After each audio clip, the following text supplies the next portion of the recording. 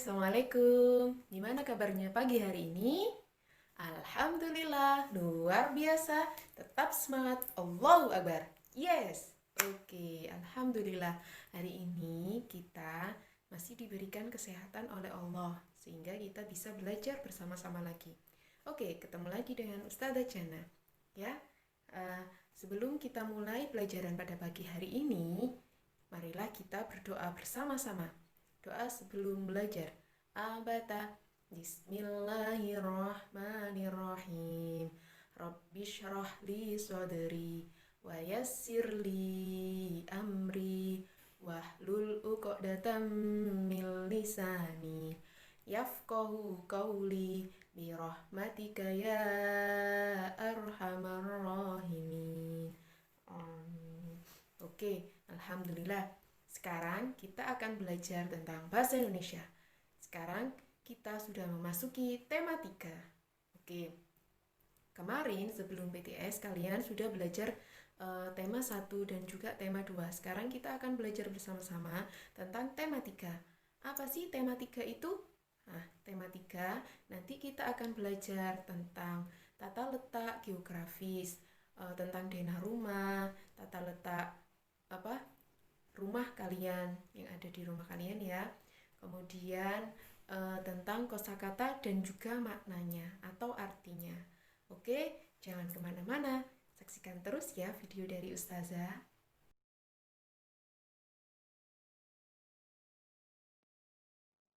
Nah, sekarang kita akan belajar di tema 3, ya, tentang konsep dan kosakata tentang lingkungan geografis. Nah, tema 3, muatan pelajaran bahasa Indonesia.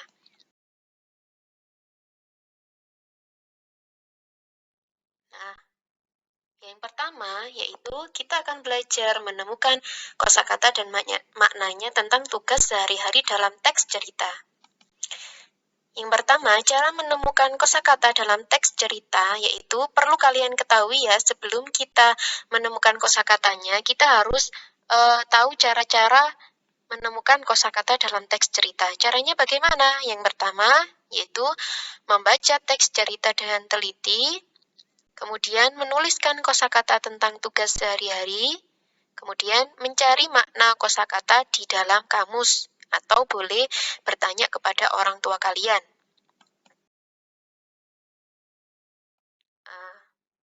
Perhatikan teks cerita berikut ini.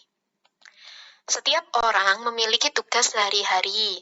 Ada tugas yang bisa diselesaikan sendiri, ada yang membutuhkan bantuan orang lain. Kerukunan antar manusia harus tetap dijaga, karena kita hidup saling membutuhkan. Misalnya, kita membutuhkan kerjasama yang baik ketika menyelesaikan tugas kelompok. Nah, dari teks cerita ini, kita bisa mengetahui kosakata yang terdapat dalam teks cerita. Yaitu apa? Itu yang sudah Ustazah garis bawahi ya. Yang pertama, yaitu kerjasama. Kerjasama itu apa artinya? Kerjasama itu artinya sesuatu hal yang dilakukan oleh beberapa orang untuk mencapai tujuan bersama. Nah, itu artinya kerjasama. Kemudian yang kedua adalah bantuan. Bantuan itu adalah suatu hal perbuatan yang dilakukan untuk meringankan beban. Kemudian yang ketiga adalah tugas. Tugas itu apa sih? Tugas itu artinya atau maknanya pekerjaan yang harus dilakukan. Oke, yaitu ada contoh lain. Coba perhatikan. Contoh lain dalam teks cerita. Siti membeli telur 1/4 kilogram di toko. Harganya yaitu Rp7.500. Ia membawa uang 10.000 dan kembaliannya ia berikan kepada ibu. Nah, dari teks cerita ini bisa kita ketahui kosakata-kosakata yang berhubungan dengan kehidupan sehari-hari. Apa saja itu? Yang pertama yaitu di situ ada membeli. Kemudian yang kedua adalah harganya atau harga. Yang ketiga adalah uang. Nah, sekarang kita mengartikan kosakata yang ada di cerita. Yang pertama yaitu membeli. Apa sih artinya membeli itu? Membeli adalah kegiatan memperoleh sesuatu dengan uang. Kemudian yang kedua, harga. Harga itu apa? Harga adalah nilai barang yang ditentukan dengan uang. Kemudian yang ketiga adalah uang. Uang adalah alat tukar yang sah untuk memperoleh sesuatu. Nah, ini adalah kosakata dan juga artinya. Artinya ini bisa kita ketahui dari kamus, ya. Atau kalau orang tua kalian tahu, boleh bertanya kepada orang tua atau orang yang lebih mengerti. Oke, selanjutnya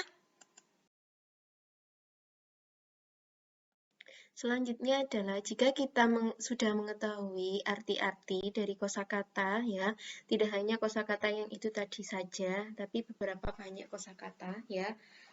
Kita bisa menyusun kata-kata tersebut menjadi sebuah kalimat. Contohnya bagaimana? Nah, ini contoh pertama.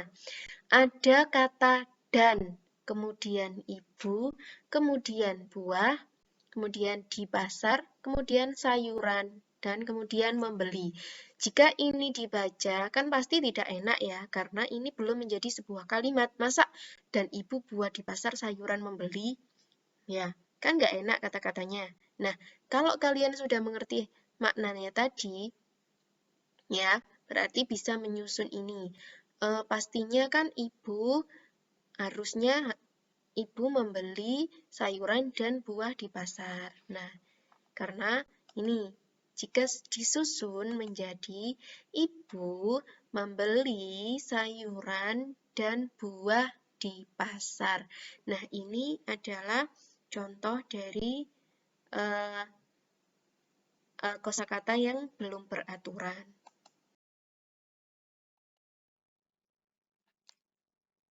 Yaitu mengenal tata letak dan kosakatanya. Nah, ini adalah ada gambar ya. Ini ada gambar. Yang pertama yaitu rumahnya Siti. Kemudian ada rumahnya Adi. Kemudian ada rumahnya Ayu. Kemudian ada musola dan juga Jalan Ki Hajar Dewantara dan juga ada mobil. Nah, apa sih maksud dari ini semua? Ya. Nah, ini berikut ini. Nah, Siti tinggal di Jalan Ki Hajar Dewantara. Nomor 25. Kanan rumah Siti ada rumah Adi. Kiri rumah Siti ada rumah Ayu. Dan di depan rumahnya Siti terdapat musola. Rumahnya Siti ini tidak jauh dari sekolah.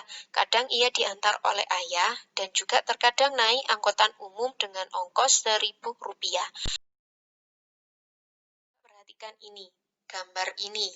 Nah, ini rumahmu, ya, yang di tengah itu adalah rumah kalian.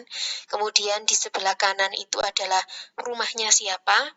Kemudian di sebelah kiri ada rumahnya siapa. Di depan rumah kalian itu ada rumahnya siapa. Dan jangan lupa di tengah-tengah ini adalah jalan rumah kalian, ya.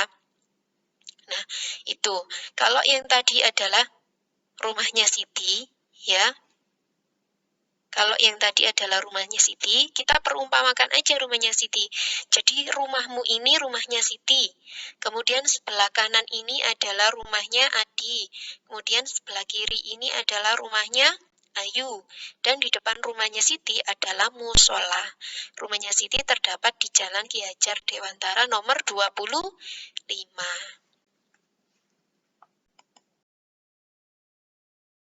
Ya, untuk memahamkan pemahaman kalian, coba perhatikan video berikut ini ya. Nah, Ustazah akan menjelaskan langsung tentang tata letak rumah. Oke, perhatikan. Ustazah punya gambar ya. Di sini ada 3 rumah, ya, 1 musola dan juga ada mobil, ada angkutan umum. Oke. Seperti yang Ustazah jelaskan tadi di PowerPoint-nya Ustazah, bahwa rumah Siti, ya, rumah Siti terletak di Jalan Ki Hajar Dewantara. Maaf ya, ini sudah ketutupan oleh angkutan umum. Terletak di Jalan Ki Hajar Dewantara, ya. Ini adalah rumahnya Siti, ya. Kemudian di kanannya rumah Siti ada rumahnya Adi, ya. Sebelah kanan itu berarti kanan tangan kalian, ya.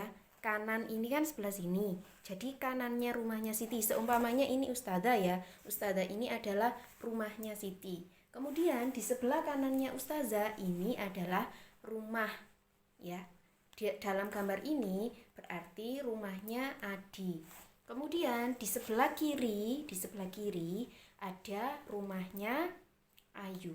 Nah, ada rumahnya Ayu. Kemudian di depan rumahnya Siti adalah musola. Ya, di depan rumahnya Siti ada musola. Jadi ini adalah tentang tata letak, ya, tata letak rumah, ya. Jadi rumahnya Siti ini berada di Jalan Ki Hajar Dewantara. Kemudian sebelah kanannya rumah Siti, sebelah kanan ya, kanan tangan kalian, di sebelah kanan rumah Siti ada rumahnya Adi. Kemudian di sebelah kirinya rumahnya Siti ada rumahnya Ayu. Oke, di depan rumahnya Siti adalah musola. Nih ya. Nah, ini musola. Oke, nah rumahnya Siti ini tidak jauh dari sekolah. Makanya terkadang ia diantar oleh ayahnya atau dia naik angkutan umum. Dan biayanya tidak mahal, kadang hanya Rp1.000 ya kalau nggak salah.